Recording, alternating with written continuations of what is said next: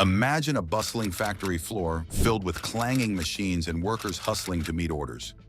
Now picture that factory's order board so full that new requests have to wait months before production can even begin.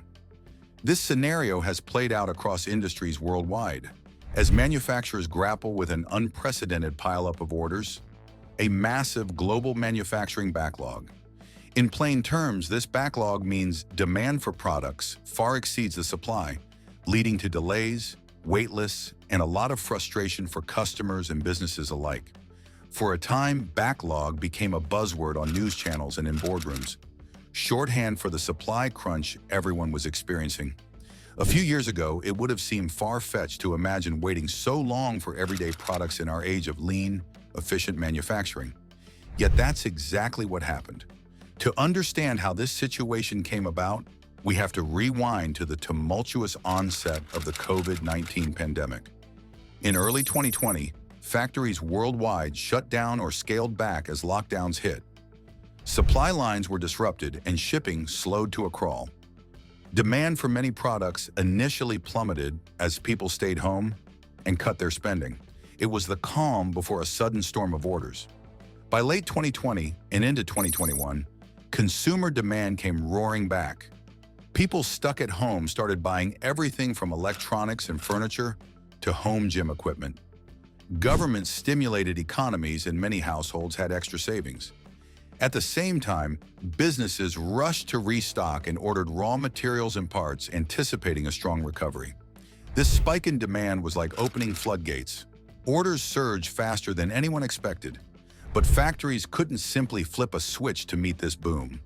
The supply chain, the vast network that moves parts to factories and finished goods to consumers, was still in disarray.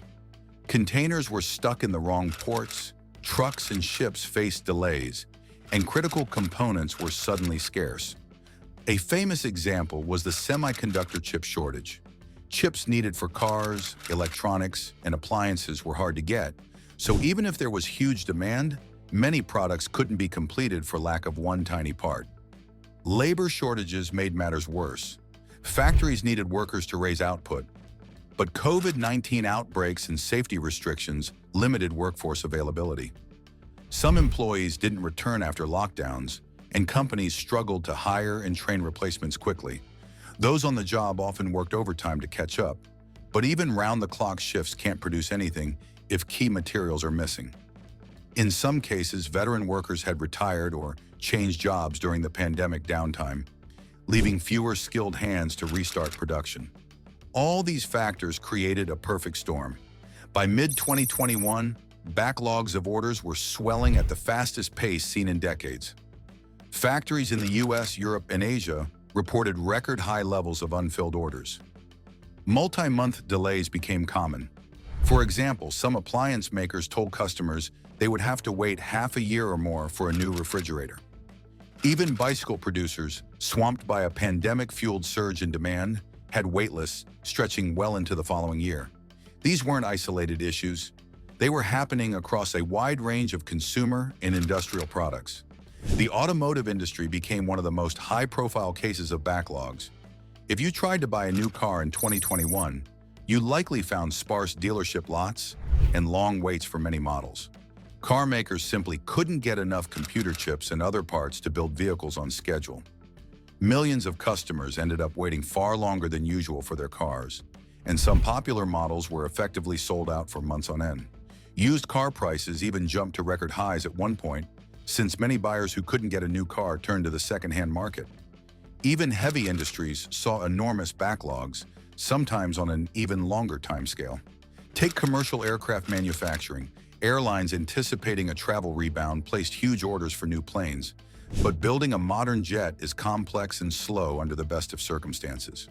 With supply chain hiccups and production limits, the backlog of unfilled aircraft orders worldwide swelled to an all-time high. By some counts, it exceeded 17,000 jets, which at current production rates translates into several years of work. In practical terms, if an airline ordered a new jet, it might not see that plane delivered for 5 or more years. Another example was power generation equipment. Producers of large gas turbines, machines used in electricity plants, found themselves telling customers that new orders might take 5, 6, even 7 years to fulfill. It was an astonishing delay that underscored how stretched thin certain specialized manufacturers had become. For the world at large, what were the consequences of such huge backlogs? They certainly contributed to inflation, as scarce products drove prices higher. Customers also faced the frustration of long waits, which could be a nightmare, especially for businesses depending on timely deliveries. On the flip side, manufacturers may have enjoyed having full order books as it guaranteed future sales, but an excessively large backlog became a double-edged sword. If wait times grew too long, buyers might cancel orders or seek alternatives, and running factories flat out for so long strained workers and equipment, risking burnout and breakdowns. In short, beyond a certain point, backlogs ended up hurting both sides, those wanting products and those making them. So how did manufacturers fight back against these backlogs? Throughout 2022, they pulled out all the stops to whittle down the pile of orders. They expanded production lines, added extra shifts, and qualified new suppliers to get parts faster. They also prioritized their most in-demand products when allocating limited parts, focusing on items that mattered most to customers. Some even redesigned products to use more readily available components. Collaboration across the supply chain became crucial. Companies shared forecasts and inventory data with their suppliers to pinpoint bottlenecks and work through them together. Gradually, these efforts started paying off, especially as pandemic disruptions eased.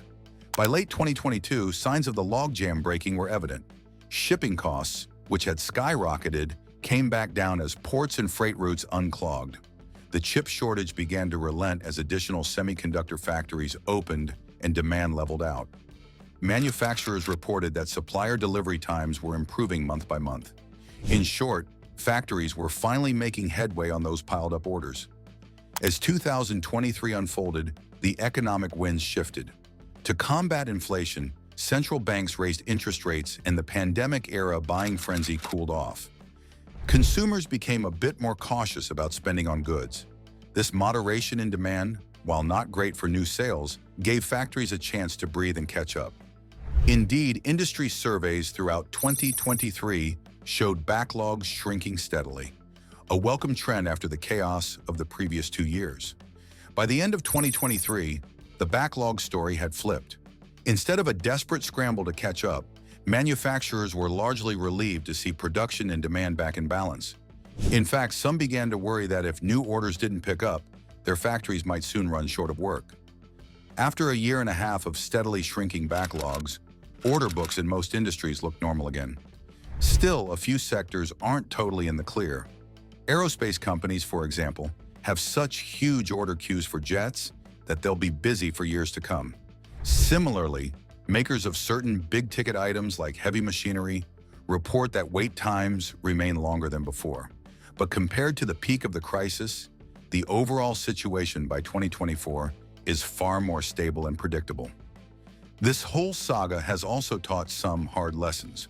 One major takeaway is the value of building more resilient supply chains. That means diversifying sources for parts and materials, keeping buffers of critical inventory, and even investing in extra capacity or local manufacturing for key items. The idea is to make sure that when disruption strikes, the entire system doesn't grind to a halt. Another lesson is the importance of communication and coordination. Companies that communicated closely with suppliers and customers, sharing forecasts, inventory levels, and early warnings about potential issues, tended to fare better. Armed with these lessons, many firms are now trying to fortify their operations to prevent such extreme backlogs from happening in the future. In the end, the story of the global manufacturing backlog is about an economy knocked off balance and then finding its footing again. A few years ago, the world found itself with far more orders than it could handle. Today, things have largely returned to normal. Store shelves are stocked again, delivery times are mostly reasonable, and factories have regained a steadier rhythm. It's a relief, but no one will soon forget how quickly things can change. With the lessons learned fresh in mind, the hope is that next time supply and demand fall out of sync again, we will be better prepared to keep the wheels of industry turning smoothly in the future.